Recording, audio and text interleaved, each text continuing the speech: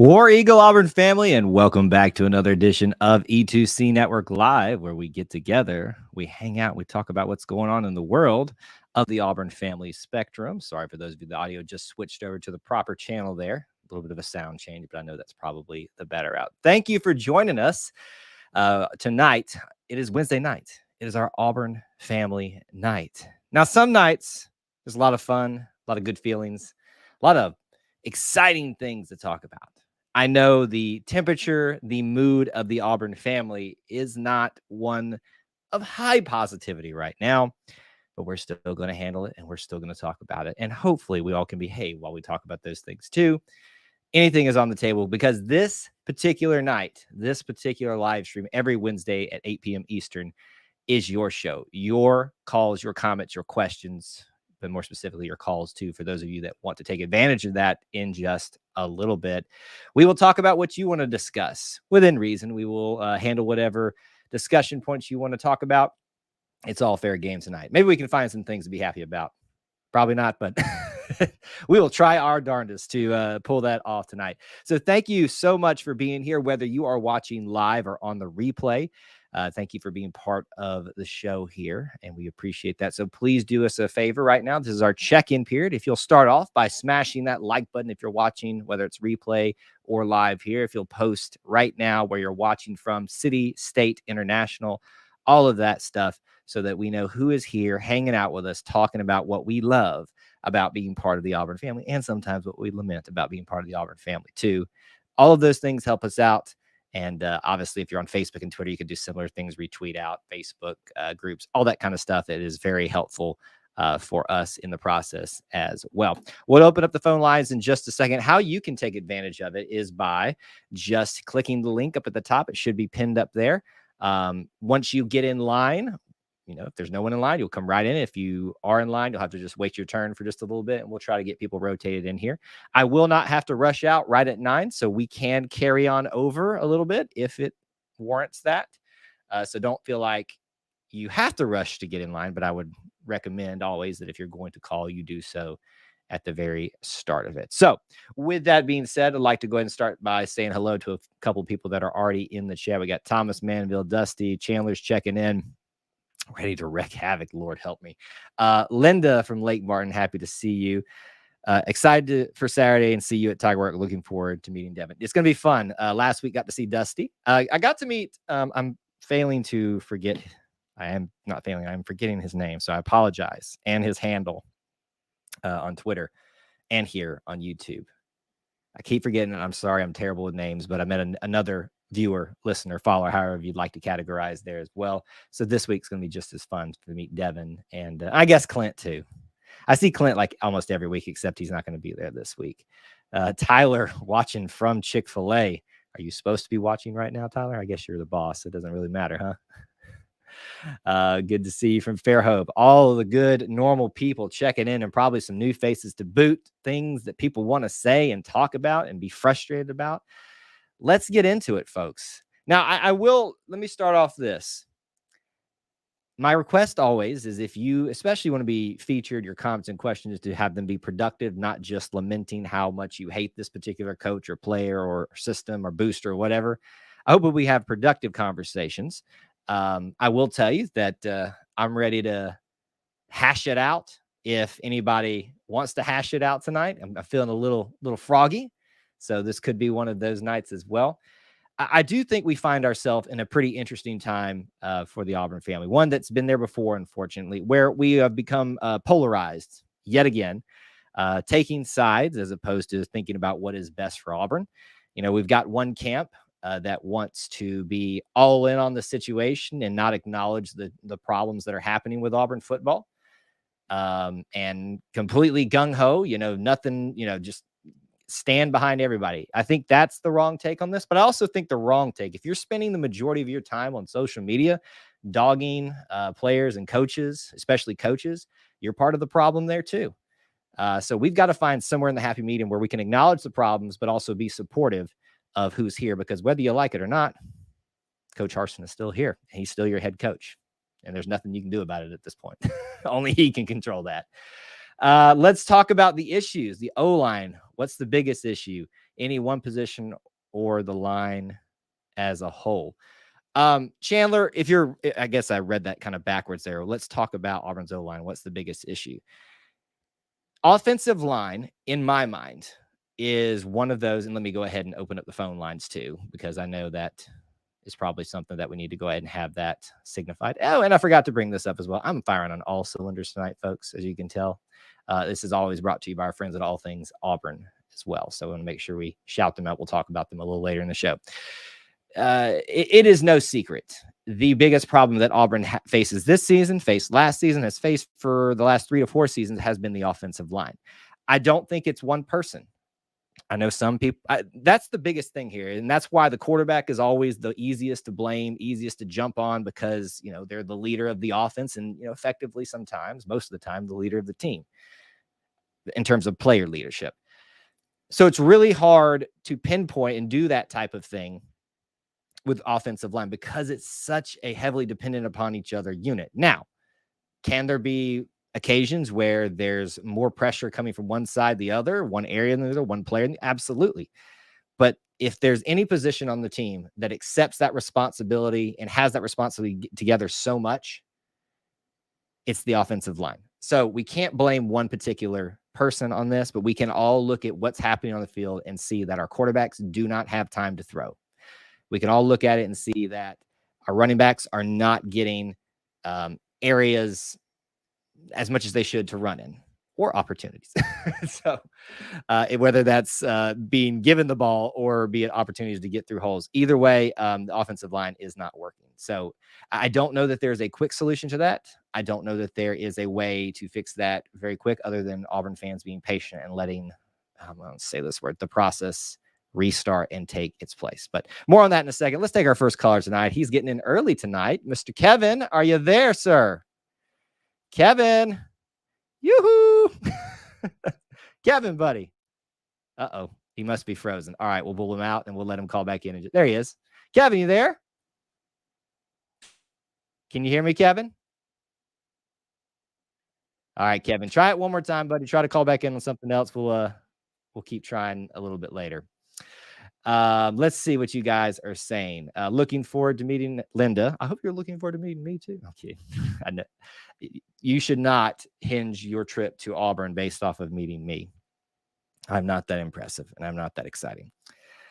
We started with the same record last season. I agree. It doesn't look better, but we're not out of this yet. And I think that's what's being lost in all the conversation, Thomas. I think everybody had hinged their opinions about the season off this game. And I think that was widely inappropriate to do.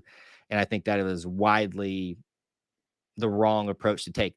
However, where I will find the balance between taking one side or the other, we can't act like that was good. We can't act like that was not embarrassing, abysmal. I mean, you can't dismiss that. Disgusting on all fronts. I mean, we talked about it in our grading this past Monday, and there was F's everywhere, D's everywhere. I think we gave B+ or something to linebackers or something like that, but I don't know. It was just not a good showing, but it is not all lost. All is not lost. All right, let's try this one more time. Kevin, can you see me? Can you hear me? Preacher put you on the prayer list. Kevin? Who y'all losing to this week? Nope. All right, Kevin. Unfortunately, buddy, it looks like we've got a connection issue. You can keep trying if you'd like, but I don't know if where you're at is going to help you in that process. So keep trying to call in if you can. Linda says we lost the first 2 games in 2003, and everyone wanted to fire Tubby. Well, I would say that was also more so of a booster related problem. There you go. People who want to blame boosters all the time. That one was clearly, and the athletic director was involved in it too, kind of undermining your head coach. So yeah, we went on to win 8 games, including Bama, and Bama wasn't that good then. So let's not act like there were some world beaters back then. If we had given up, there wouldn't have been a 2004. I think you're correct, Linda, in most respects there. I think you're using a few things that don't necessarily line up with this particular situation, but I agree with your sentiment. I I thought we were going to have a good pass rush, but it seems other than Leota, nobody can disrupt the opposing quarterback. Not forget Derek Hall. Derek Hall had quite a few plays in that as well. Not as many as you'd hope. Yeah, I really think, unfortunately, that a lot of the lack of pass rush is coming from the middle of the offensive line. Not one person in particular. I've seen a lot of players get through there, just not finish tackles. It just seems like this is a unit that could be, otherworldly at times if they just get their act together as a unit. Frankly, the offensive line could probably be very serviceable if they would work together, work on fundamentals, all that kind of stuff. Let's see here. Appreciate that. Witt says Kyle is greater than Paul Feinbaum. I will accept that because that's not hard to do. So no offense, Paul, but Paul plays a character very well, and it gets him views. I will say that. Obviously, I am nowhere in near the level of audience that Paul has.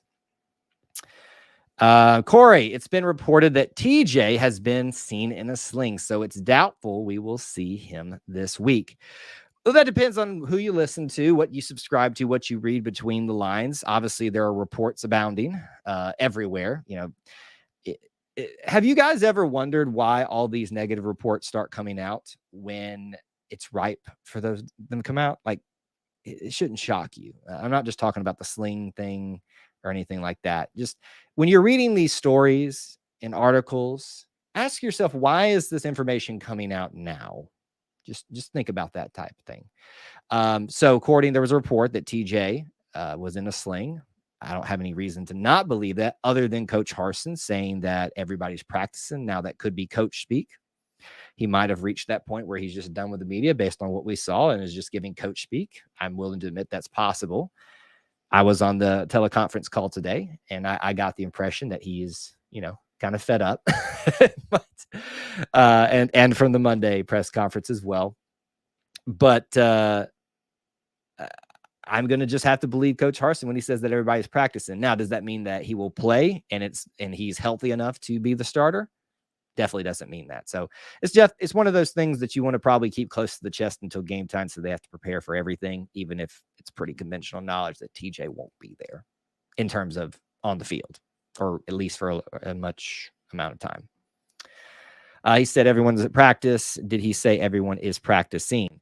The wording, if I remember correctly from the call, was that everyone is practicing, not that everyone is at practice. Now, I could be misremembering that, but I tried to pay attention very closely to those things because I think he's very deliberate in how he says things. I remember him saying everybody is practicing. So take that for what it's worth. Doesn't necessarily. Can we hear the teleconference? You can't hear it live, but if you go to secsports.com, the main SEC page, they post the replays there of everybody each week, a few hours after we all get them. So just check that out of there if you'd like to listen to them. I will say that the teleconferences, you get more from the Monday press conferences, but it just depends on what's the interesting thing right now. All right, we got it's our second caller. The first caller wasn't able to get through, but we'll hear it from him later. There he is, one of our regulars, Mr. Dusty. How you doing, sir? I'm blessed, man. How are you? Good. Just happy to be in the middle of a week where we can all chill out from a very frustrating weekend. Hey, the good thing is, man, we don't have anything to talk about, right? Hey, listen, there is one thing I shouldn't be complaining about is something to discuss, something to make live streams about, something to I can get frustrated all I want with some of the conversations that are happening, but hey, listen, it generates interest in this type of thing. So it's much more fun when you're winning. Oh God. God, yes, it is. It's War Dusty Eagle for you from my cousin. Well, appreciate you, Whit. What's on your mind tonight? I'll address Devin's question. Where's Devin's question? Yeah, we're gonna have to get this out of the way. So at first, I want to go ahead and give some people a shout out real quick. Yeah, Devin, I hope you have a wonderful time on your first trip to Auburn. Be safe. I know you're a little down about the way that the situation and how it is right now. it being your first game that way, but I promise you're gonna have a great time. The campus is awesome. It's up until 2:30, man. I had a blast, and you always do. So where were you sitting, by the way? I was home side, like 25, 30-yard line. Okay. Right up like row 50. I was good enough to be right in the shade. Oh God. See, at least you had that working for you during that miserableness. I was in the heat, just dying. Yeah. No, I was at least in the shade. Yeah, man, I looked for you at Tiger Walk and I walked right up to the sign. I don't know what. So I always try to tell people maybe I don't give a good enough description. So if you are looking at the banner, like with your back towards the football stadium, I try to usually be on the right side, about 7 feet away, just so I can get a good shot of the banner with them coming underneath it. Usually that's where I am. When I watched your video of the Four Corners pep rally on the Sights and Sounds video you posted today, I'm literally standing like across from you. Are we really? Wow. Yeah. But I mean, hey, man, it was a pretty thick Tiger Walk. It was very busy. But then I want to tell Thomas that he did a great job on the grades the other night, holding it down all night. And I watched his like evaluation of fundamentals on offensive lines 3 or 4 times. I just like learning that kind of stuff, and he explains it very well. Yeah, so good job, Thomas. I really enjoyed that. And then I want to give a shout out to you, Kyle, because since I have been doing like weekly podcasts and stuff, man, when you put your opinion out there, if people don't like it, they'll let you know.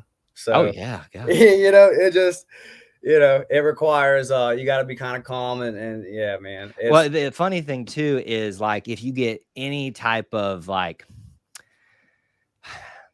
I don't know how to say this without sounding conceited, but like following, and then it's like people look for reasons to point out when you're wrong. And when and like, I've never shied away from the fact that I don't know everything. So it's like, okay, I was wrong. What now? Like, I'm a human just like you. Okay. So yeah, that stuff happens. Sometimes that's because the things we put out there and how we say them, that we bring it on ourselves. But most of the time, I shouldn't say most of the time. Most of the time, I kept saying it again. A lot of the time, people on social media are just looking to be snappy and are just trying to get a reaction because they're bored, because that kind of stuff. I find it interesting when, no, Devin, you're fine. I promise. I find it interesting when it's DM to you, when it's like, there's a post you're getting the DMs now. It's like, there's a post about the podcast. You could just comment your opinion under that post, but instead you DM me to call me names and act like I'm some kind of Bama fan in disguise, which is hilarious. I did a podcast with you about the club hockey team. To call me anti-Auburn is awesome, but whatever. So, it's all good. I just shout out to you, man. I know you've been doing it a long time, and you're a pro's pro, buddy. I try to at least seem competent. No, you're really good, man. And then, so before we get into the recruiting, like, let's just get to some on the field stuff, right? Right. I don't even want to like bash or anything.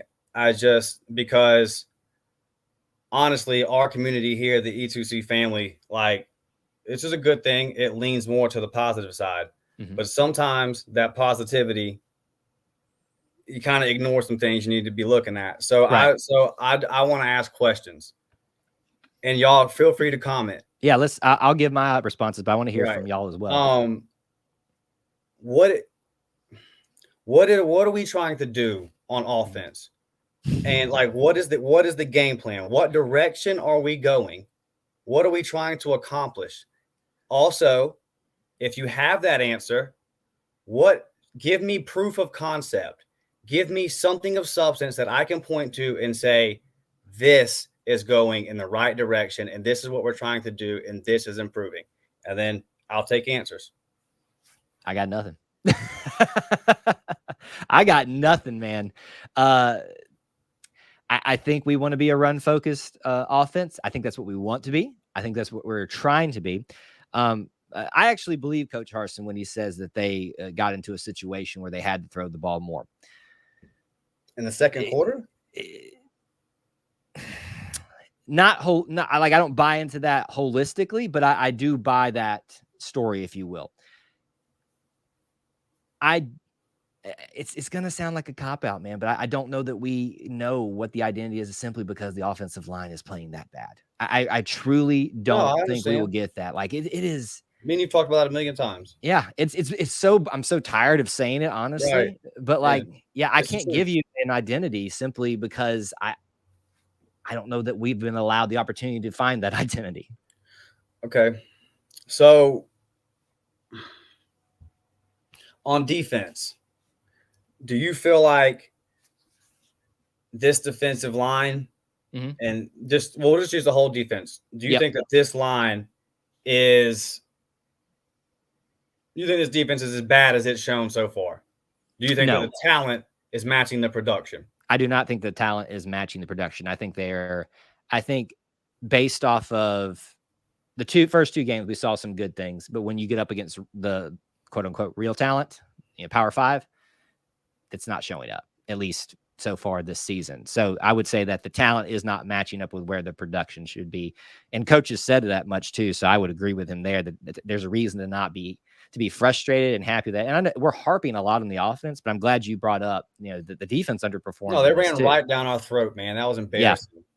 Yeah. They made that Penn State running back look good. Yeah, for sure. So to answer, then let's play off of Thomas here. Thomas says the talent isn't in the right position. Who does that fall on? That's a good point. That's a very good point. But what if there's no talent? I'm not dogging. No, that's why I asked. Do you think that Derek Hall, Eku Leota, Marcus Harris, Marcus Bragg, I'm forgetting them because Marquise Burks. Do you think that these guys? Do you think that we overhype their talent a little bit, or do you think that there's? I mean, that's basically what it is. That's basically what I'm asking you. Do you think that their production? Because what we have, I've seen anywhere between 4 to 5 Herbies, right? Like, yes, those names. Do you think that those names should be getting that amount of production? I think it should be getting more production. Right. Yeah. Okay. And Linda even agrees. There's plenty of talent. So, without going into all other kind of stuff, ultimately, whose job is it to put the talent in the right positions? The coaches. Okay. TJ Finley, because I'm just about sick and tired of people getting on TJ Finley. First off, TJ has not been in the right position to win yet. Last year, he gets thrown into the fire. I agree 100%. In a bad situation, in an offense that's not built around him. When he hasn't, the season was already shot at that point, unfortunately. It was going downhill. It wasn't getting fixed. He was in a bad spot. So this year, let's go to the San Jose State game first, and then we'll end it with the Penn State game. TJ's moving the ball. We get in a scoring position. We take him out. We have 2 negative plays with Robbie, and then we stick TJ back in on 3rd and long. It leads to an incompletion. Did we put TJ in the right position there? No, not well. In hindsight, yes. No, that obviously was not the right thing to do. You watch the game film all week, right? You need to learn from your mistakes. You complete a deep pass Saturday to Landon King, which, hey, man, let's throw the ball to Landon King. Novel idea. So you complete the deep pass to Landon King. Landon King comes off the field, which isn't as crazy when receiver, if he makes a long catch. They rotate out, right? He might get winded, but we are really rotating some receivers. Yeah. More than normal. And then, right after that, right after TJ comes right off the field, you get 2 negative plays, and you stick TJ back in on 3rd and long again. So that's the same situation from last week. We just agreed it was not the right decision, also, even in hindsight. But it already happened one time. So you can use hindsight and say, okay, let's not do this again. Right. And then it happens again. Who is that on? I would say probably the coaches. Okay. So that's just the on the field stuff. Right. Now I will get, and I didn't make an opinion. I just want to see, and y'all are free to comment and let me know what you think. I'm just asking questions. Right. Okay. So then, with Devin's question about Gus, I want to get up to it exactly. Do I need to bring that back up? I can try. I see it. Okay, so me and Kyle both agree that Herb Hand is what did Gus in. Negative. I mean, negative. I agree. That was the big Right. Like that was the move. The development obviously wasn't there, but ultimately the recruiting wasn't there. And before we even get into this, because I've dug this horse up and beat it on this channel. And I love you guys. I do. You know that. but I really got to beat this recruiting horse on here sometimes. So Kyle, Yeah. can you explain the importance of recruiting? In what regards? Do I need to read her question? Would that give me context? No, not really. Just like, because before I get into recruiting, I wanted to kind of, because I talk about how important it is a lot. Mhm. And I feel like to some people it's kind of fallen on deaf ears, because like I get the feedback that it's just, and I see little comments like, oh, but like it's not that important.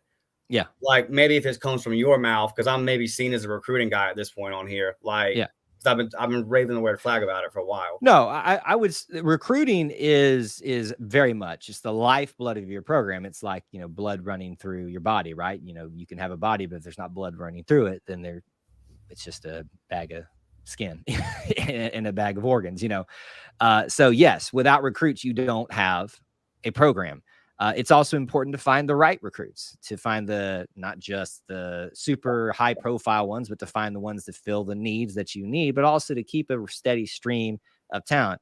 I would also add on top of that, I know that's probably not what you meant when you're asking this question, but I think you probably agree too. It's also equally important to develop that talent. And I hate that word, because there's two words that are overused in the conversation about sports and Auburn sports, in my opinion, and that is mediocre and development. But I'm not dismissing them. I think we could probably find some other words to use at some point. But I agree that developing those recruits is also an equal part of that whole process. So that's why it's important. It's because if you don't do those things, if you don't bring in the people that you need when you need them, keep them coming in, and then do something with them, then you have problems. And that's the offensive line right now, correct? Right. So that's what I was trying to get to. So the problem is, so here's my case in point to you about, not you personally, but everybody's discussing offensive line recruiting right now.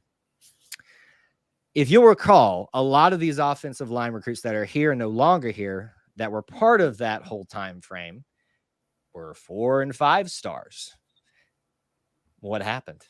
They were not apparently either coached, developed, or they just don't have it. Because, like, I'll submit to you the example of Jeremy Johnson. I know it's not offensive line. There was no reason anybody should have thought that Jeremy Johnson was going to bust the way he did. No. He showed, on the field, in game. We all were at those games or watched them. We saw it. Yeah. Sometimes you just bust. I was at the Arkansas game, man. When Marshall came in the second half, I was there. I was like, I said, well, we'll let Nick run this year and we're good after that, baby. Right. But the problem is, why are there so many busts? Right. Especially you bust on a quarterback. Yeah, it sets you back a year probably because you got people behind there. But if you're busting on an entire line, this is what happens. And it sucks. It sucks because, like, these guys have been here. I've said this 1,000 times, but I'm going to keep it. It's not fun. It's not fun to talk about it this way because we love these guys, but we got to be honest. And they're trying their best, man. They're working hard. They're trying their best. Right. But anyway, that was a long answer to your question. So it's just, I mean, you have to recruit talent to have talent. I mean, you have to recruit talent to be good. It's really, I don't want to see mean, but it's kind of self-explanatory. But like, I see where Linda says, what if you can recruit, not coach? Right. Recruiting's not an end all be all. Mm-hmm. Like Texas A&M, right? You can recruit good and like Kyle said, you didn't develop, and you still kind of have to have an eye for talent evaluation. You got somebody at Auburn. I don't remember now, but somebody at Auburn identified that Roger McCreary was worth taking a shot on as a 3-star, and then listen to crap about how short his arms were, which also NFL scouts have missed on. But whatever, isn't that funny? I love watching Roger McCreary just go bomb on people. His arms are too short. But but no, but like it's just whatever, man. But it's not the end all be all for sure. And that's why this job is so hard. That's why there's so much turnover. Yeah, it's hard to be a college coach. It's really hard to be a coach in the SEC. It's really hard, man, to be Auburn's coach when your top 3 rivals are LSU, who I hate to tell y'all, they've got it figured out, man. They got it figured out. They're already recruiting that O-line like crazy, and they've already got young cats that are coming together on that O-line. And Brian Kelly can coach. It just is what it is. I hate to say it. Oh, he's got a track record, yeah. Yeah, so LSU's coming back already. They weren't even really that down. And then you see what our other 2 rivals are. So Auburn is a very, very difficult job. Mm-hmm. There's no doubt about that. I'm glad that finally there are some non-conference teams on our schedule that, you know, are not going to be top 10 teams and all this. Like, we can handle Cal, I hope. But the thing with recruiting is it's not the end all be all, but it is very, very important. And when you're talking about like hiring a coach, somebody made this point this week on Twitter, so I can't claim it. It wasn't, I don't remember who it was, but they said hiring a coach is really hard. Finding the right fit is obviously really hard. That's why there's so much turnover. But one constant in any good college coach is they're a good recruiter. Mm-hmm. Like that's one thing that's just always there. There's many factors that go into it, but you are not going to win without it. So the problem now, getting onto our current issues on offensive line, yes, a lot of this stuff does fall on Gus. It does fall on Herb Hand. They did not recruit simply the numbers. They missed on talent, but they just didn't recruit the amount of offensive linemen that you need to even fill out a depth chart. That's why we're in a depth problem with it. That's why there's really nowhere to turn. I know he's trying his best, but that's why you got to start a guy like Cam Stutz, who, you know, it's just not there. That's just what it is. So, but Harsin, my point is, this staff knew that, Kyle. When you took the job, I guarantee you he watched years of our film, and he had to have known that the offensive line is the number one need to address. Right. Now, you can take all the excuses, you can blame the Yellowwood man or whatever you want to do, but when it gets down to it, knowing that was the case, we brought in one new offensive lineman last year. His name is Easton Harris Jr. He was a freshman. You knew he was never going to be able to start right away. He was not going to help his team anyway this year, and probably not next year. I mean, he might now, if some of these issues don't get fixed, he might have to, because we're just going to have to use who we have. Right. But you only brought in one. So ultimately, if you want to look at all these excuses and why that may or may not have been, Harsin got hired. That was part of his job. It was a big part of turning this program around, and he brought in one. Mm-hmm. So now you're into the second cycle.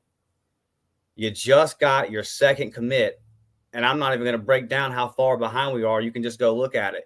You can go there. It's documented at this point. There's people like, Lindsey Crosby, because I don't have a subscription to The Athletic, so I wasn't going to read that whole deal. But like Lindsey Crosby wrote a good piece breaking it down. And listen, man, Lindsey Crosby doesn't want to write bad stuff about Auburn. Right. Just like you don't want to do the post-game show versus Penn State the way you have to do it, but you got to tell the truth. Right. And like the truth of the matter is, we're deep into the second year of this staff, and whatever the reasons are, right, the recruiting is not there. Mm-hmm. So here's my point overall tonight. No one can argue with the recruiting, right? We can all agree that it's not where it needs to be. Because the only caveat I would say is yet. Okay. Yet. That is the only caveat I would add to that.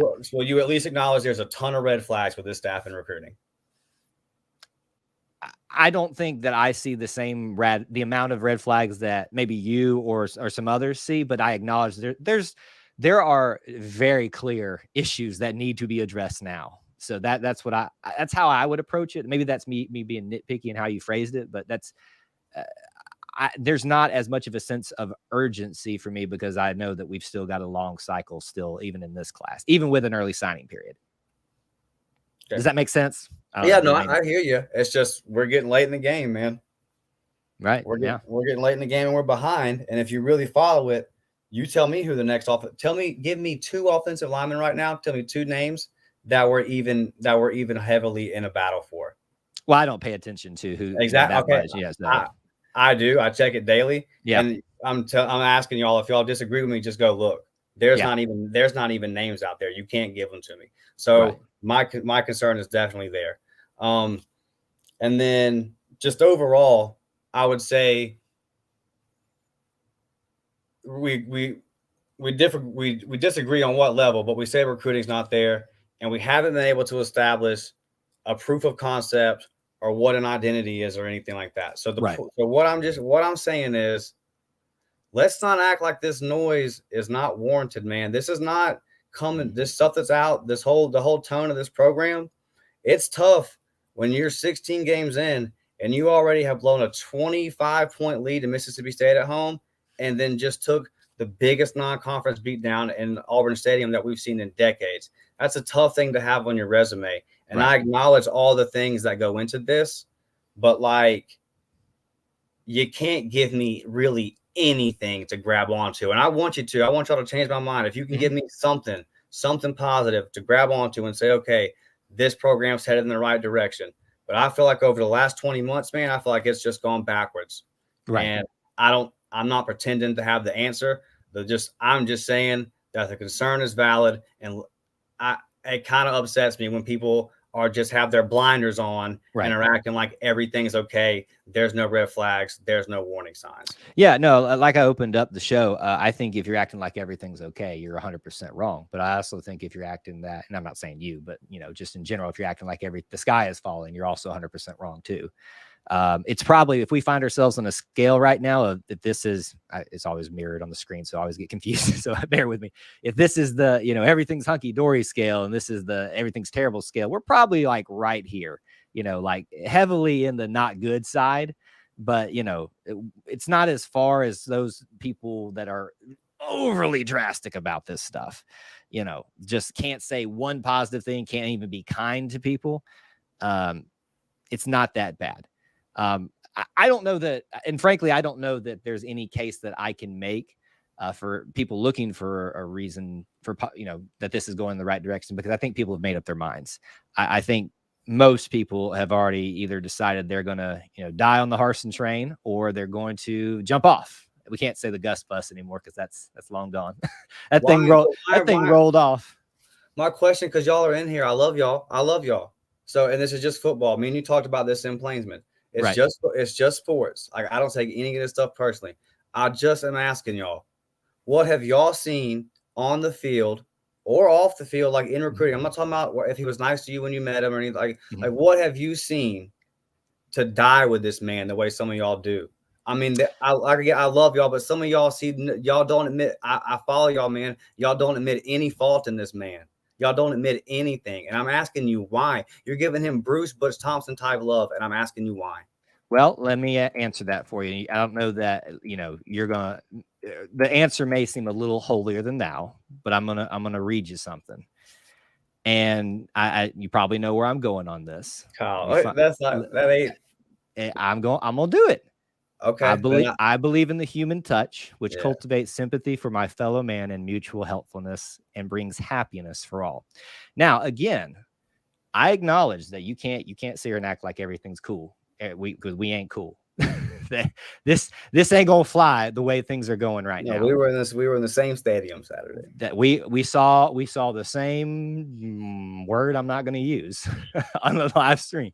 Yeah, that hurt, man. But I think what's being lost in this conversation, maybe from not necessarily you, but from the side maybe you find yourself more aligned with right now, if there are, and there are sides, I'm not going to say they're not, because I'm just trying to be in reality, man. That's all. And I think I'm not trying to be totally against it. You know what I mean? Yeah. But it's just. But let me ask you this, and I know this, we don't take things personally, so this is not a shot, but how are you abiding by that part of the Auburn Creed?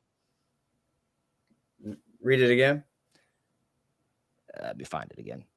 I believe in the human touch, which cultivates sympathy for my fellow men and mutual helpfulness, and brings happiness to all. Because this is a sport. I'm not talking about Brian Harsin. But the creed wasn't about sports. It was about being an Auburn man or woman. But I'm not disparaging Brian Harsin, the human. Like, as far as human touch, I'm sure he's a great person. I'm not talking anything about him. I've kept it to his job on the field and in recruiting, and he's making millions of dollars a year. He's subject to that scrutiny. Right. No, I understand what you're saying, but I don't think you can separate that. That's not being quite fair, saying that we get to treat someone a certain way because of this certain label they have to them. I'm just evaluating his job. No, you're absolutely. But frankly, that's not your job. And that's not my job. I do it because I enjoy doing it, but he don't care. Nobody cares what I think about it, other than I hope you guys do.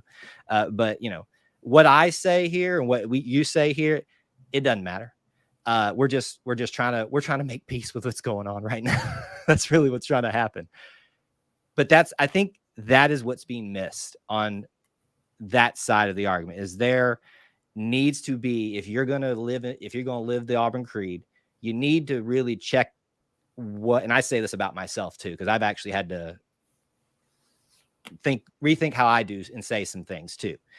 If we're going to live and die by the Auburn Creed, you need to live and die by the Auburn Creed. And everything that we say, whether that is in person, online, now, personal conversations, we're all a little bit more forward and honest about some things, but we're not putting those things out there on a public space. That's my biggest thing, is I want us to act like the family we claim to be. And that doesn't mean acting like everything hunky-dory. It just means that what we approach it from, no matter what it's about sports or you as a person, we treat them with that mutual respect. Yeah, I mean, Brian Harsin would. Yeah, I mean, he would out coach me. He would draw circles around me on a board, right? Nothing like that. Applying. So if we're looking at it like that, when do you then decide? When did you decide that Tony Barbie was not a good fit as a basketball coach? I mean, at some point, and I'm not. And listen, that's a good question. That's a good question. I'm not saying that Harsin's not the guy, but applying the principle. I'm not saying fire him or not. I'm just pointing out the things on the field and off, and I'm asking y'all to tell me something that I'm not seeing. I appreciate the way you're approaching it. I think it's a good way is to ask others to defend that. I think that's a good way to approach this. So, so about the Barbie thing, like, I mean, at some point, don't you have to say, okay? Yeah. I was privy to some things Barbie was doing because I had friends that were part of I want to say, like, I had an assistant coach as a friend, but people who were there watching. The word was out. Yeah. This wasn't the word was out. This was stuff that nobody else knew about. Tony Barbie was not a good person. Now he may have changed, so Tony Barbie for me was done as soon as I knew that. So he lost my support. It's kind of the same thing with Sonny Galloway. Want to bring that one up? That'll get people fired up because, that'll get us all unified. Sonny Galloway and how he tried to bury Auburn, whether Auburn did some things wrong or not. When you come after us, there's some, Stanley McGlover kind of had some of that too, after all of the stuff that he said as well. So, I think for me, the Tony Barbie situation, there has to be a point where you say, it's time to really fix some things. And we've reached that point. This is not me saying we haven't reached the point where things need to change. Excuse me. And things need to get fixed now. I just think what the disagreement a lot of people are having is how we do that. And I think social media sometimes gives us all a little bit more courage than we should have. And that goes double for me. And I've really had to personally check myself over the last several years. If you can, I don't go delete stuff unless it just needs to be deleted, because I don't want to act like I hide from my stuff. You can go, if you want to do the time, go look through some of my old stuff. Like, I have old Kyle and new Kyle are definitely two different people. A problem on social media too is no one can tell your tone. So you can say something, and somebody might think you're being super negative, and it's like, no, I'm not meaning like it's just it's touchy there. I don't want to take up all night, but Devin asked me. She said, "Dusty, you told me today you didn't care about what Harsin said about recruiting. The evidence is there. Okay." My point, Devin, was that. I got it. 39. Yeah, my point, Devin, in our conversation was, you were saying you wanted, if recruiting was that important, why is he not asked about it by the reporters at the press conferences? Yeah. And my point was, I don't care if he's asked about it at the press conference or not, because there's other ways of telling whether he's doing good at it or not, whether he answers the question. And then if he does answer the question, he can say something. That doesn't mean it's kind of like today, right? What he's saying. Yeah. I mean, it's kind of like today about the quarterback question. Right. Yeah. So that's what I'm saying. Like, I'm not saying I don't care about his side of the story. I'm just saying whatever his answer to one question in a press conference is not going to change my perception, and it's not going to give you either an insight into what is really going on in recruiting. Look up this Lane kid from Pikeville Road, man. This kid is an offensive lineman. He's about to go play Power 5 ball somewhere. He's got all kind of offers. He wants to go to Auburn. We're just not offering him. We need offensive linemen. And I can tell you 15, 20 stories like that. So one question that he answers is not going to cure me, and it's not going to let you know anything more either. So that was my point on that. I'm not saying I don't care about his explanation of things or what he listen again. I love Gene Chizik, the human. I read his book. I took things from his book. I think Gene Chizik is a great man. I only met him at like an autograph signing thing, so I'm not going to claim to know him or nothing. Of course, he was nice to me in that setting. Of course, yeah. I think that I just think he's a very good man. It hurt me, but we were 3-9. A change had to be made. Yeah. And I'm not saying we're at that point now, but I'm just using that as an example to say, being a good person does not, it doesn't equate to on the field. And Devin, I want to be good on the field. So when you go to your first game, you have the kind of atmosphere that me and Kyle got to experience for 2 minutes. Hey, yeah. But wasn't Tiger Walk awesome? Hey man, hey, listen, that build up to that game, right? Woo, that was fun. Right, you could feel it in the air. It's one of the things, like the energy was there, and unfortunately, Devin, it's not going to be there Saturday. So that's why. And then you think there's so much that goes into that. There's the businesses around that depend on these 7 to 8 game days a year. Like this whole, you see Bruce putting off his facility to try to get the NIL straight, like basically because we need it for foot, because Bruce understands football feeds the beast. And by the way, Bruce is just an Auburn man, dude. Like you see what's going on in Kentucky. For Bruce to do that guy's the best, man. Bruce is the best. I love you, Bruce. Yes, he is definitely the shining light that all. It's not. What is that saying? He's definitely the hero we needed, but he's not the one we. Yeah, deserve, we don't. Listen, I don't know if we deserve him. He's both. Bruce Pearl is the hero we needed and the one we didn't deserve. But here we are at this point. I do have a bunch of people on the line, but you have brought up great points from both sides of the argument, and I appreciate you being willing to call in and share some of those. Thank you for giving me the space, buddy. Of course, always, buddy. Talk to you later, man. War Eagle. All right, we do have a little lineup, so let's get them in here. Kevin, let's try it one more time, buddy. Can you hear me? Yes, I do. War Eagle. War Eagle. How are you feeling, buddy? You are always my shining light of optimism. Give it to me. Will we see Zach Quesada play this Saturday? Well, if I could make some of that moolah and be on the coaching staff, I probably could tell you that. So nobody really knows until we get out there. But, all the indications seem to be maybe. Is TJ out for this game? Don't know. So the report is that TJ was seen or has been reported in a sling. Coach said today in the press conference that all players are practicing, whatever that means. I can only take him at what he said. Here's my feeling on it. My guess is that TJ is not 100%, whether that is 95% or 75%. He's obviously, there's probably something going on, but whether keep him out of the game or keep him from starting, we don't know. My leaning is kind of yes, that we're going to see somebody different. Facebook said he's out for this game. Well, Facebook unfortunately doesn't get everything right, but they might be this time, right? Social media, it tends to get things around real quickly, even if there's no validity behind it. But maybe this is true. I think Robbie Ashford might be our starting quarterback Saturday. So yeah, he got a lot of opportunities and a lot of reps to do it, to show that he was worthy of taking over that role. I'll tell you, I don't know personally if he's done everything he needs to do to prove to me that it's his job to lose at this point. I certainly love having him on the field because of the dynamic that he presents. And I don't know if you listen to some of the other live streams this week. I've kind of made the decision in my mind that based off how the offensive line continues to perform, I don't think that TJ is what's best for us. I think Robbie would be the best situation. That doesn't mean I don't value TJ and think he could be a good quarterback in the right situation. But I'm looking at what he can do with that offensive line. How about Holden Grinner? Yeah, there was that. I think that same report said we might see both Grinner and I think I'm saying it right. And Calzada some in this game.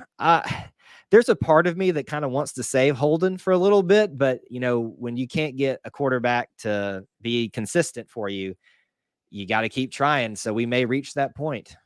Will you be at the LSU game? I will be at every home game from here on out unless I get sick or something else happens. So yes. Yep, I will be there, buddy. Are you going to be at Tiger Walk this week or the LSU game? Oh, next Saturday I might be there because this guy is selling, he got season tickets. Oh, and he said he wants $90 each. where would those seats be at though? Section 3. Section 3? That's not Row. bad. That's not bad.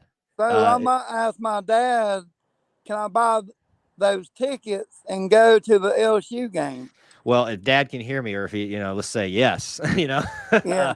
it's going to be fun. LSU, no matter how bad it is, I hope everybody is looking forward to that LSU Auburn matchup, because that's what you want, is those two teams meeting up at nighttime. I think we can take a record 4-1 to Athens.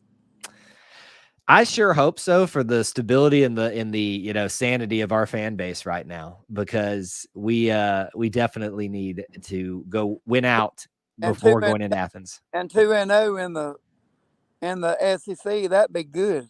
It would be, absolutely. It's definitely the shot in the arm that Coach Carson needs, this staff needs, this team needs, this fan base needs. I do think that we have, unfortunately, moved into a situation where we have to focus. It's not a must win, like, you know, yet. I mean, every game's a must win, kind of like Coach Carson said, but yeah, it's a more dire situation than it was before we lost. I think if we had lost to Penn State by, you know, a field goal or something like that, it was a close game the entire time, and we looked competitive. Yeah. We're not having the same type of conversations this week. You got one more question or comment? We need to give the ball to Tank more. Amen. I think everybody right now watching and listening is like, Kevin said it right. I have to agree with you there. You know, we talk a lot about assessing what coaches are not doing and doing right.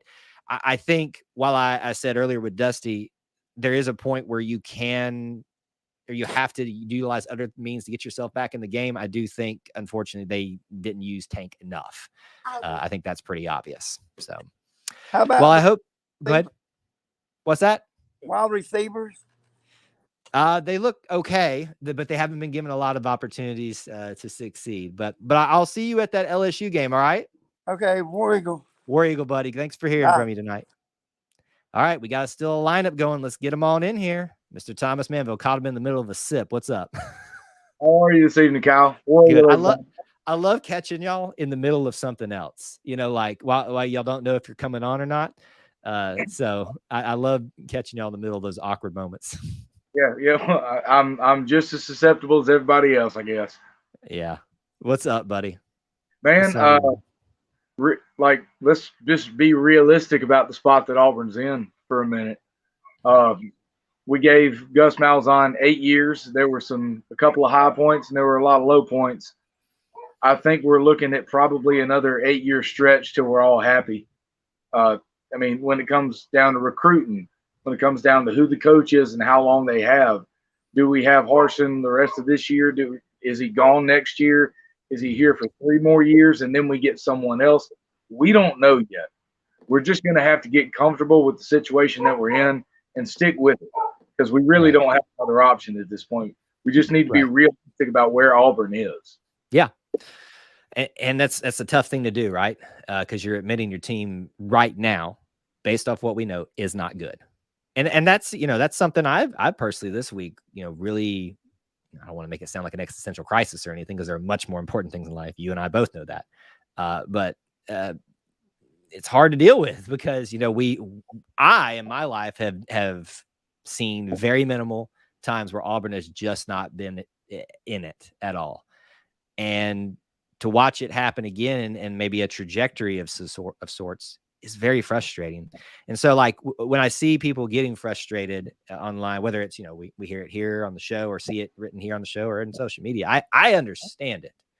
I think we just need to balance our frustrations with a little bit of understanding, like you were saying, where we're at and what it's going to take at this point to get back. Because we all know what the problem is, or we think we know what the problem is. It's just up to the problem getting fixed at this point. Will it be Harsin that fixes it? Doesn't feel like it right now, but maybe it is. You never know. Yeah, and then if that happens, then we get to worry about, do we get the solid, safe hire, or do we get the flashy hire? And I'm not ready to talk about that yet, because we've got Missouri on Saturday, and I'm kind of focused on that, to be honest with you. Yep. I agree. We can talk about it all night long, but it doesn't mean anything when we have a game to play this week. Yep. That's, I think, and that, it's cutesy and fun to talk about online. Who do you want, this or that? And we like, this is open mic night. So if somebody else brings up, we can talk about it a little bit, but our focus should be the coach is the coach right now. And we should be finding ways to be supportive of him and the guys right now as much as we can be. I know it's hard and difficult to do, but the focus is about being, I'm not going to use this phrase. I know it's not going to make people happy tonight, 1-0. But it's true. I didn't buy into it at first. I thought it was a little gimmicky, but I love it now. I love the whole 1-0 mentality. Last week is done. That doesn't mean you forget about it, but you need to move on and focus on what's ahead, what's directly in front of you. We talk about football being a game of inches, right? You can only focus on what's in front of you and what you're going to do about it currently, not about what happened in the past, what's so far off, whether that's a coaching change or not. We need to focus on beating Missouri, because if we don't beat Missouri, then things are going to get real hot in here real quick for everybody. What else you got on your mind tonight? Let's revert back to TJ Finley. And I agree with Dusty that he has never been put in the right position to succeed at all. I agree. But there's the reports of his shoulder and all this. He was working his rotator cuff the week of the Penn State game. So I don't think it was just that game that caused an injury if there's a significant injury. The other thing that I've heard is he's listed as the starter on the depth chart this week, but he's not going to play. And take that for what you will. It can just be coach. We're not going to say what's really going on, but that's something that from someone I trust, I've heard. Yeah, no, I could see that happening, honestly. That's a little bit of that extra chess game that's going on amongst coaches, because let's be honest. I mean, the Missouri coaches are seeing the exact same here and the exact same things that we are. So they're probably in their minds preparing for TJ, but also expecting Robbie or Zach to run out there first. Yeah. I think the likely bet is probably Ashford at this point. I would not be surprised to see Calzada play. There's a little bit of talk about that going around, and I'm okay with it. Let's talk. Right. Let's keep everybody confused, because what else do we have to look forward to at this point? Let's talk it up. Why not? We've got an opportunity to. Everybody's right at this point because we have no idea what's going on. Yeah, I agree. It's a lot of, like Dusty talked, what's the identity, in offense at all. But, I still stand by what I said. I just don't know that you can find your identity without an offensive line that can get it figured out. And let me just say this. I am still willing in the smallest part of my heart at this point to believe these guys can get it figured out because they're football players. And I trust that they're getting the coaching they need. Is it showing up on the field? Maybe not right now. But I got to believe the best that they can get it figured out. Maybe it'll take to that last game, but what else are we going to do? Because we've rotated in some of these younger guys, and not to say that they're the problem, but they doesn't look like they've helped all that much, or these newer names. But I think that is the confounding thing about this. Is I think everybody understands the problem, but everybody sees that there's no quick fix for it. And I don't know that Auburn fans are at a place right now to accept that this is not going to be a quick fix. And this is a longer process that may require some more bumps in the road. And unfortunately, most people are jumping off the Harsin bandwagon right now when I don't think they should be. Let the chips fall where they may. The question was asked a second ago, what happens if we lose next week? Well, if we lose next week, you probably will, you'll probably get what a lot of people are wanting, and that is a change. My question to you, maybe you have another question or comment, but what is best? I think we talked about this. Is it best for Auburn to get rid of Harsin?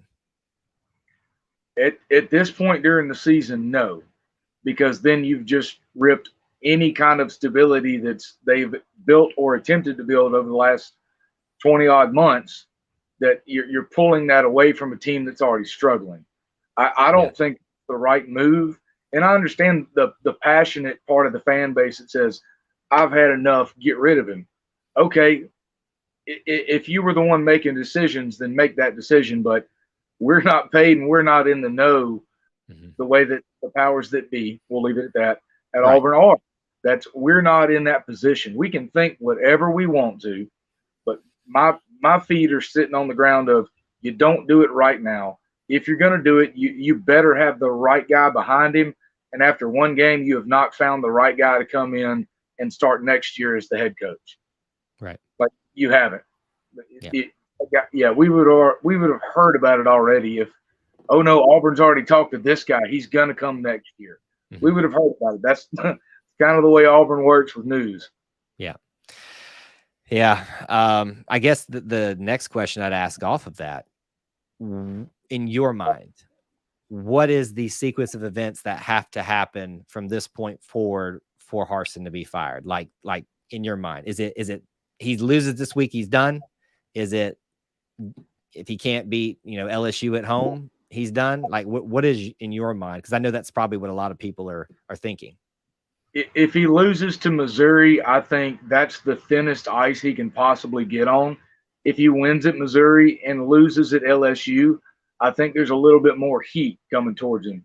But if he can win out and he can beat Georgia or Alabama and LSU, Georgia or Alabama and LSU, and beat the rest of the SEC schedule, then he's staying. There's no way you get rid of that guy. Right. But if he loses to Georgia, Alabama, which we probably, realistically, looking at what we're dealing with right now, it's hard to believe that we believe, right. But it's hard to believe we can win those games. Right. If you lose to LSU as well and an Arkansas or a Mississippi or another SEC team, I think they're just gonna move. I don't see them waiting and giving. If it's mediocre, I think they pull the trigger. If it's great, he stays. If it's bad, he doesn't make it to the Iron Bowl. Okay. That's fair. That's fair. I was just curious where your mindset might be on that particular scenario, because it's a real possibility at this point. The scenario. I think the conversation should be not who's our next head coach, should be what does he have to do to get people back on board. I think my biggest encouragement is I hope people don't get to the place where and I think this is a big if at this point. What if he just turns this thing around, within the next couple of, next game or two here and just goes bonkers? It's going to look pretty silly if you went ballistic on him. And, granted, most people don't take the time to go back in people's social media and stuff and bring it back up. The real toxic ones do. But, I would just try to find yourself somewhere where you're not happy. We all acknowledge I'm not happy, but reasonably unhappy, I think, is probably the healthy place to be. What else you got in your mind? I don't have anybody lined up at the moment, so I can at least take another question or two. Well, you got any extra questions? Well, I'll tell you what. Offensive line, real quick. Why not? Why not? We haven't talked about it enough. Dag nabbit. I'm telling you.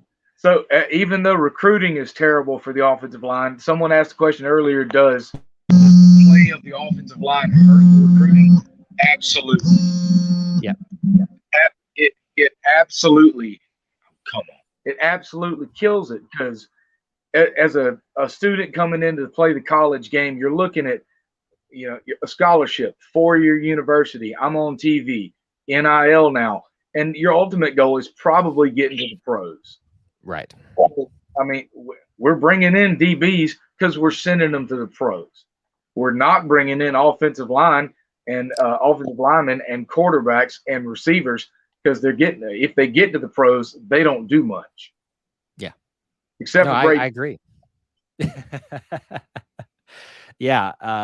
I would say it's very important to that, because it also help your recruiting too. Because if you see there's not the job getting done, where you're like, well, it's not hard for me to win a starting job. So it can be either or, but I think we have reached the point right now where, most just kind of feeling the culture and the temperature that is that age group right now. And this is me becoming an old fart saying this. I acknowledge that, but I don't know that there's a a collective, a larger mentality of kind of pushing through some hardships. And maybe I'm wrong about that, but that's just kind of my assessing of the way that our culture is collectively right now. And so I don't think you're going to see as many individuals that will see a tough situation at Auburn, offensive line wise, and be like, dag nabbit, I'm going to fix this thing. I'm going to power through, and I may not be the one that ultimately fixes, but I'm going to get this. You're going to see a lot of people, and understandably so, in the world where we're looking to, take the next step forward in this career path in football. They're going to really try to find the path of least, maybe not least resistance, but less resistance to that pathway.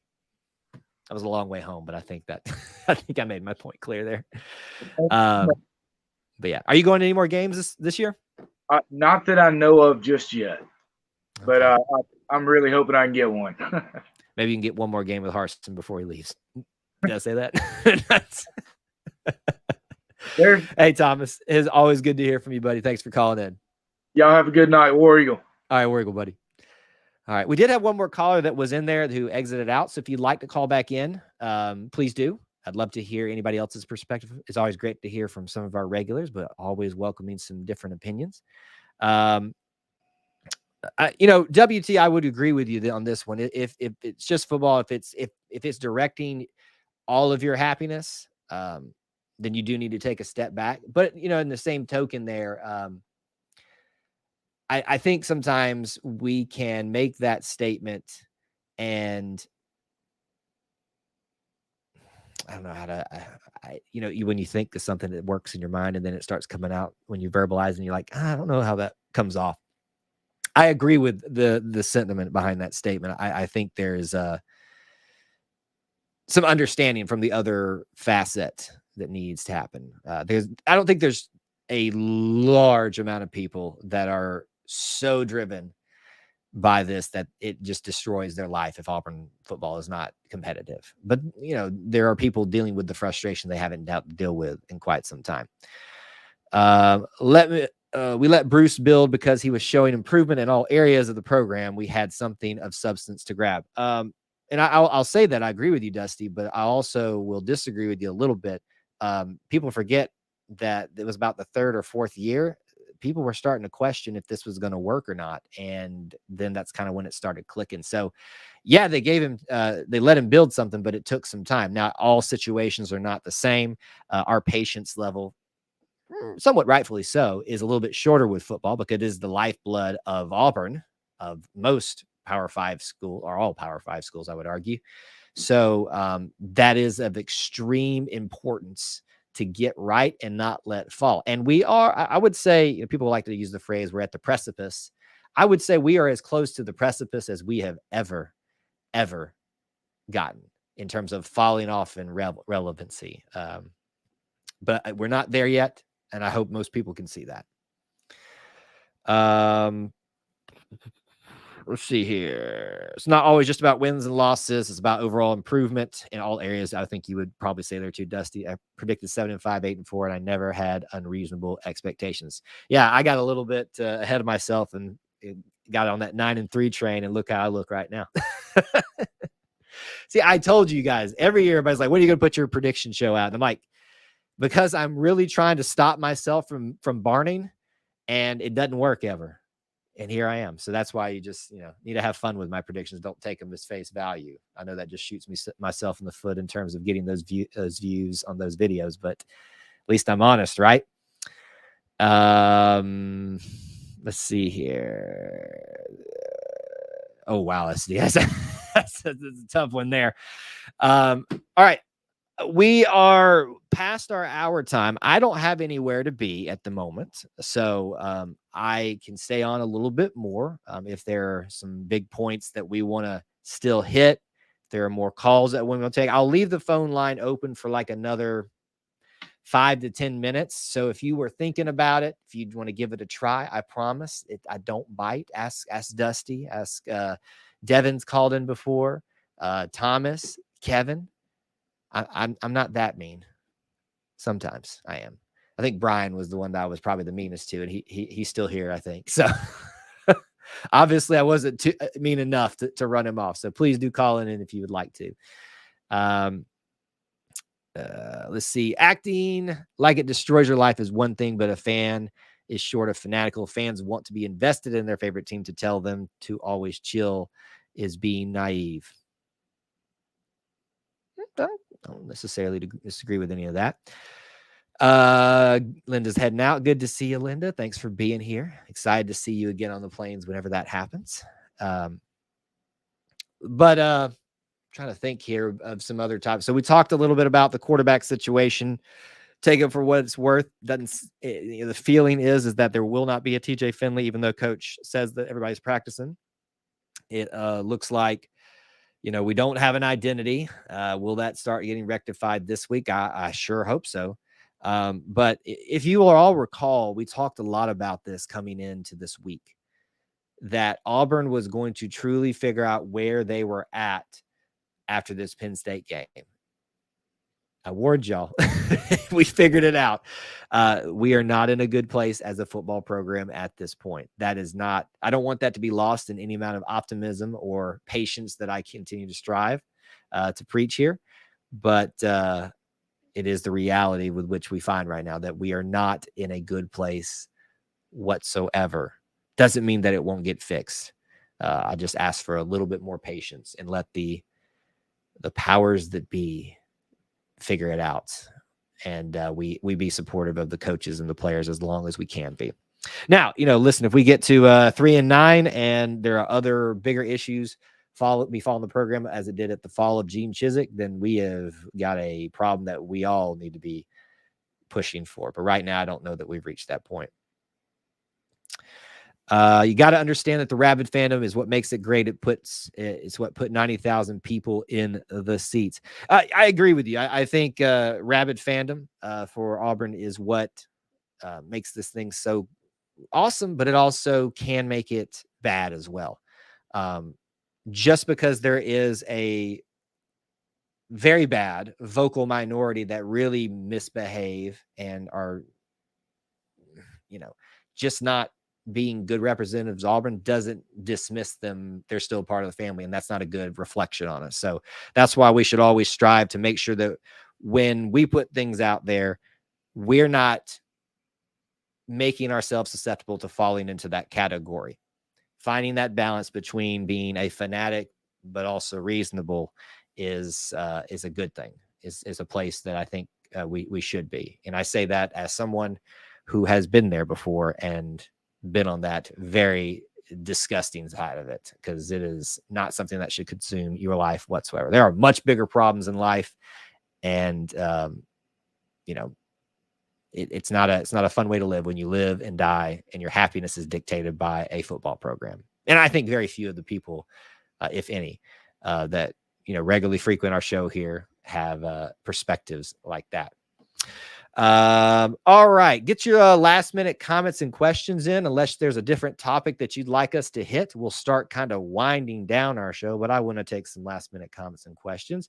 Couple of reminders for you as always. Do check out the links in the description for ways that you help support our content. We appreciate so many of you, whether you are a member of our booster club, whether you are a channel member, hitting that join button below, whether you do PayPal, TeePublic, buying apparel there, whether you are just here hanging out with us, because all you have to really do is show up, smash the like button, and give me somebody to talk to at.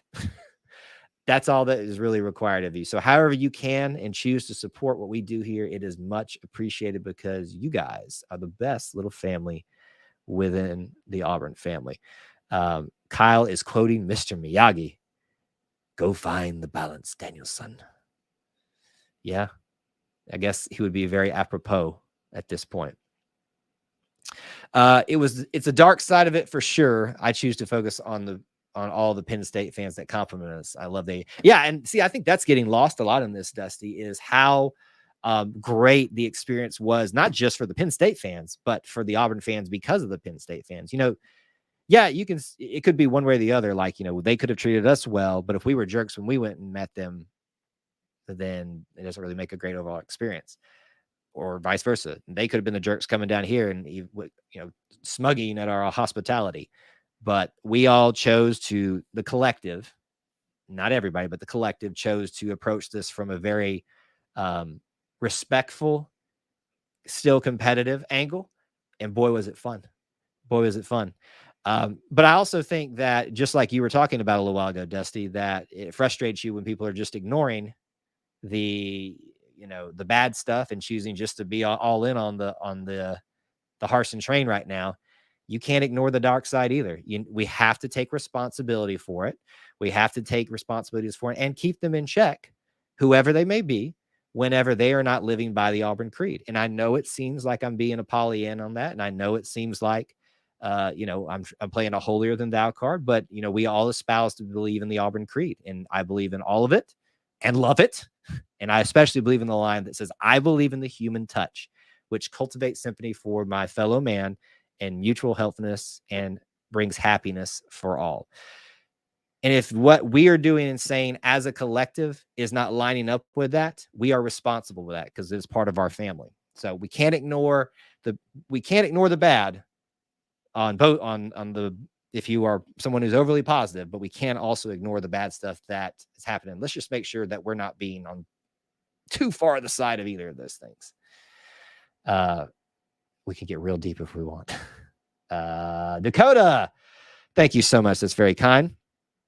I believe in us and never will call it the end of the season. 3 games in, it doesn't make sense to me.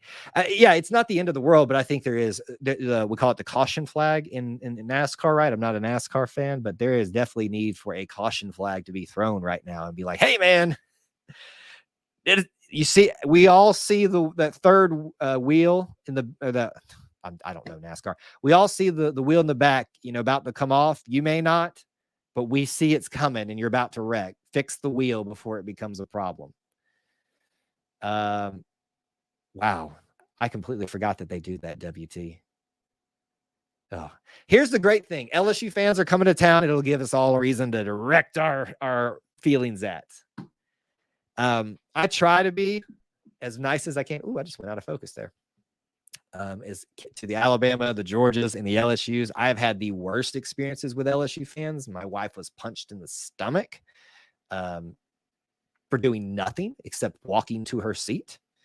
I had a 5-year-old and a 90-year-old step in front of me as I was walking up to my seat and wouldn't let me pass without cussing me out just because I was wearing an orange and blue shirt. Yeah, sure, they were the minority. There's a lot of those experiences out there. So you got to start questioning when you're a fan base that has that much of a reputation. Something's amiss. Something is amiss there.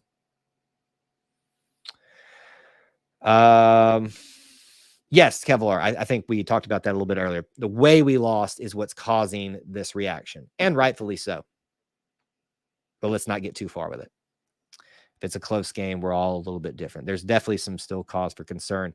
Thank you for bringing that up, guys, or for Dustin bringing this up. For those of y'all that missed that, not only does Jamil Dean, if you've forgotten, one of our former cornerbacks, not only won himself a starting job for the NFL season with the Buccaneers opposite of Carlton Davis, he has got 2 picks to start off the year in the same game. That's what, week 2?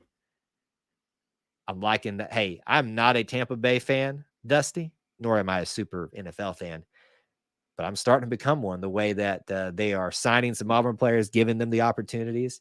Listen, the Southern teams right now, Titans, Carolina for a while with Cam and Derek Brown's still there, I think. They're really trying hard to keep that Auburn fandom alive down there.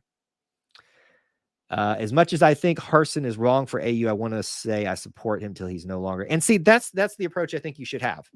You can absolutely believe 100% against him as the head coach, but what you do in public should be as reasonably supportive as you can be. That doesn't mean saying, oh, it's all right, but it does mean publicly showing support for that coach. I will never go to Neil. We'll have to talk about your experiences. See, these are the types of things that I want you guys to save for off season or for those really, really slow weeks where we have nothing to talk about, because I want to hear some of these stories that you guys have. Because, I like to think that y'all don't get bored with some of my same stories that I circulate around, but I'm going to tell them when I come up. So I'd love to hear some of y'all's stories too. McCreary had 11 solo tackles with the Bills. I forgot about KJ. I know Dusty's living the dream right now. His Auburn boys are coming home to his NFL team. LSU fans make us feel good about ourselves. That's true. That's true. Here's the thing is I do know some very good LSU fans. In fact, my former home church pastor is an LSU fan and like to have fun with him about that all the time. He does back to me as well. I actually will get to go see him if he is in town this week when I go home to visit my mother after the Auburn game. And I'm sure he will have something to say about not only how Auburn's doing right now, but that matchup that we've got coming up after this one. So a good little friendly ribbing between fans is always good, as long as you can keep it in perspective. Not every fan base is completely bad, but LSU does seem to have a plethora of them. All right, I haven't done this because we've had so many great conversations tonight. Please do check out our friends at allthingsauburn.net. If you are looking for a place to stay while you're in Auburn, they are your place to do so. Not just a place to stay, but a place to have the full Auburn experience. Tanya is one of the best at not just giving you, setting you up, but helping you figure out where to go, where to be if you don't have an idea for, I know Devin's probably got her plans already ready to go for Auburn. But, in her case where she's making a first-time trip in forever or the first time ever, she is someone that you want to have on your side. So allthingsauburn.net is where you want to be. Dusty says, I lived on the LSU campus for a while. Well, Auburn every day. They always were great to me, but obviously my wife was never punched in the gut. Yeah, your perspective will change once you have that. So the fact that you were there for a while and have such good things to say shows you that not everybody's so bad. But man, when the bad just comes out in force, it's hard to break away from it. That's just the beginning of the stories that I have from that trip. I've swore that I would not go back to LSU unless somebody paid me to, like somebody gave me a ticket. If I don't know that I could ever justify paying a ticket to go have that experience again. It was cool. The stadium was cool, but yeah, not the experience with the people.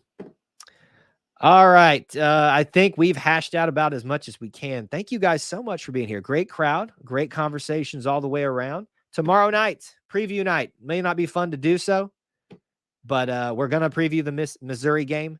Please come back at 8 p.m. and we will be here to talk about it live with you. Want to hear your comments, questions, predictions, all that kind of stuff. That will be tomorrow night at 8 p.m.